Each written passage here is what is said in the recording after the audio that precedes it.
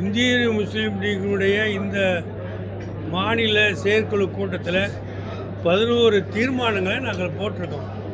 இந்த நல்லாட்சி தொடர வேண்டும் என்று வரக்கூடிய சட்டமன்ற தேர்தலில் தமிழ்நாடு முழுவதிலும் உள்ள முஸ்லீம்கள் வாழக்கூடிய 8000க்கு மேற்பட்ட மஸ்ஜிதை மையமாக கொண்ட மஹல்லா ஜமாத்துகளில் உள்ள நிர்வாகிகளும் அதில் உள்ள முஸ்லீம் லீக்குடைய நிர்வாகிகளும் தமிழ்நாட்டில் திராவிட மாடல் ஆட்சி இப்பொழுது சிறப்பாக மக்கள் போற்றக்கூடிய வகையில் அனைத்து தரப்பினரும் வரவேற்கக்கூடிய வகையில் நடந்து கொண்டிருக்கிறது. திராவிட முன்னேற்ற கழக தலைமையிலான சமய சார்பற்ற முற்போக்கு கூட்டணியில் நாங்கள் தொடர்ந்து இருந்து இந்த நல்லாட்சி தொடர வேண்டும் என்று பாடுபடுவதற்கு முடிவெடுத்திருக்கிற அதே நேரத்தில் தமிழ்நாட்டில் வாழக்கூடிய முஸ்லீம் சமுதாயம் ஒவ்வொரு தேர்தலிலும் 40 லட்சத்துக்கு மேற்பட்ட வாக்குகளை அள்ளி கொட்டி கொடுக்கிறது. அதனால் முஸ்லீம் சமுதாயத்துக்கு இந்த கூட்டணியில் 16 தொகுதிகள் எங்களுக்கு ஒதுக்கி தர வேண்டும் என்று கலைஞர் காலத்திலே நாங்கள் கேட்டோம். அவர் அதனை ஏற்றுக்கொண்டு ஒதுக்கி கொடுத்தார்.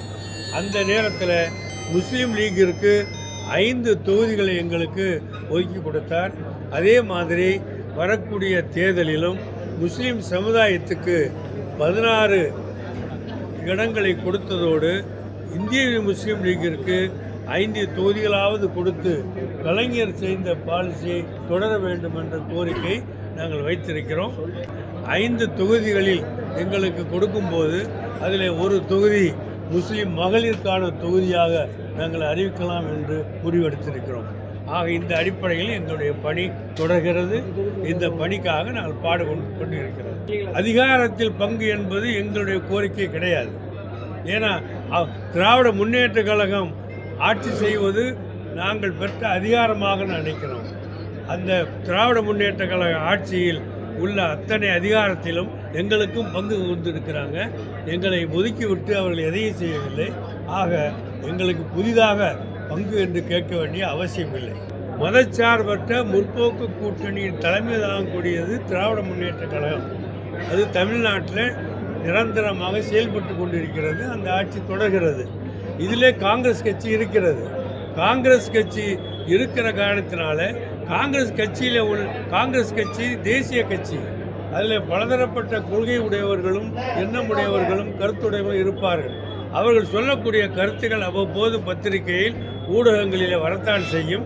ஆனால் அதை கொண்டு திராவிட முன்னேற்ற கழக தலைமையிலான முற்போக்கு கூட்டணியில் எந்த சலசலப்பும் கிடையாது. இது கருத்து பரிமாற்றமே தவிர சலசலப்பு கிடையாது. எங்களுக்கு உள்ள சின்னம் ஏணி சின்னத்தில் போட்டு எங்களுக்கு தேர்தல் கமிஷன் கொடுத்திருக்கிற சின்னம் ஏணி. அதனால ஏணி சின்னத்தில் போடுறோம். விஜயுடைய வருகையினால சிறுபான்மையினர் வாக்குல விஜய்க்கு போகும், திமுக கூட்டணி பலவீனமா இருக்கும் அப்படின்னு அதிமுக இருக்கவங்க ஒரு நரேட்டிவ் செட் பண்றாங்க. நீங்க விஜயுடைய வருகை எப்படி பாக்குறீங்க? விஜய் ஒரு அரசியல் கட்சியை ஆரம்பித்து நடத்திக்கிட்டு இருக்கிறாரு. இதுவரை அவர் தேர்தலில் நின்றதாக நாங்கள் பார்க்கவில்லை. இனி வரக்கூடிய தேர்தல் நிற்க போவதாக சொல்லுகிறார்கள். தேர்தல் நடந்த பிறகுதான் ஒரு கட்சியினுடைய அவருடைய திறமையும் அவருடைய வெற்றியோ அல்லது தோல்வியோ அவர் பெற்றிருக்கிற பெருமையோ எல்லாம் தெரியும். இந்த test of the political party is election அவர் இதுவரைக்கும் ஈடுபடலை. இப்போ தான் பேசுகிறாரு.